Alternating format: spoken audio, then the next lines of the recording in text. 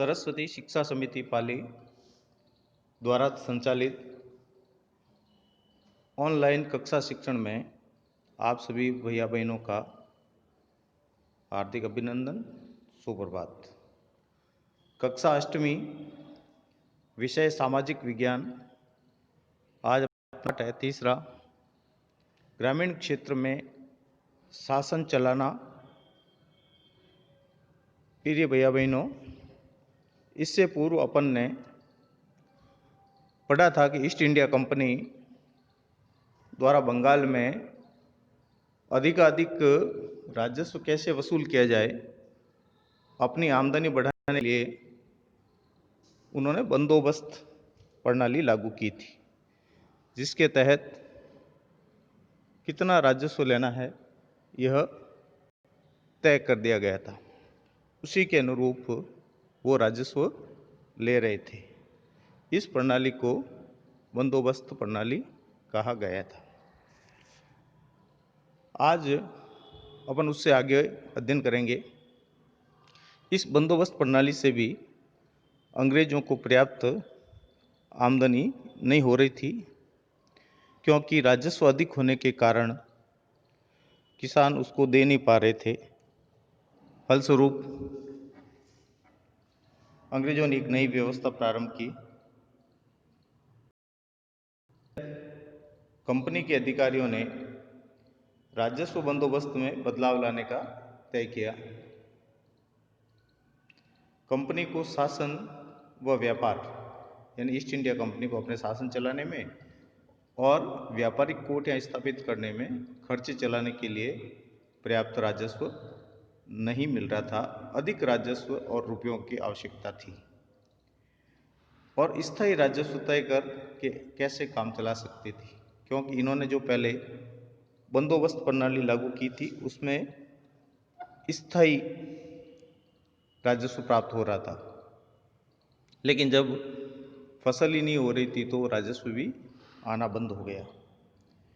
Bengal presidency के उत्तर पश्चिम प्रांत, जो वर्तमान में अधिकतर उत्तर प्रदेश के क्षेत्र में है, इसके लिए एक अंग्रेज अधिकारी हॉल्ट मैकेंजी नाम के थे। उन्होंने एक नई व्यवस्था तैयार की, जिसे 1822 में उन्होंने वहाँ लागू किया।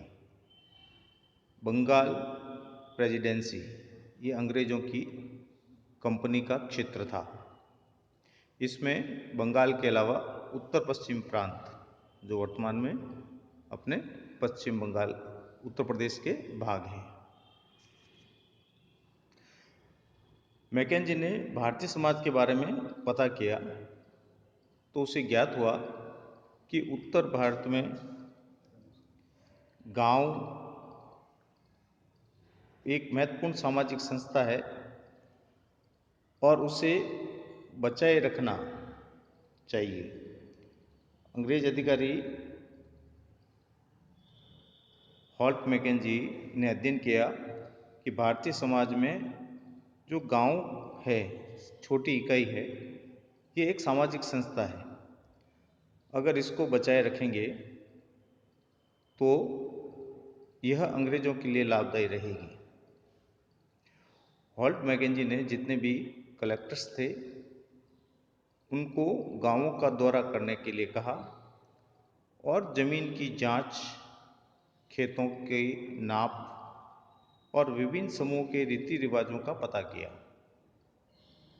गांव के एक एक खेत के अनुमानित राजस्व को जोड़कर हर गांव या ग्राम समूह से वसूले जाने वाले राजस्व का हिसाब लगाया। पहले जमींदार ये राजस्व वसूल कर रहे थे। मैकेंजी ने अब संपूर्ण ग्राम से ही राजस्व तय कर लिया।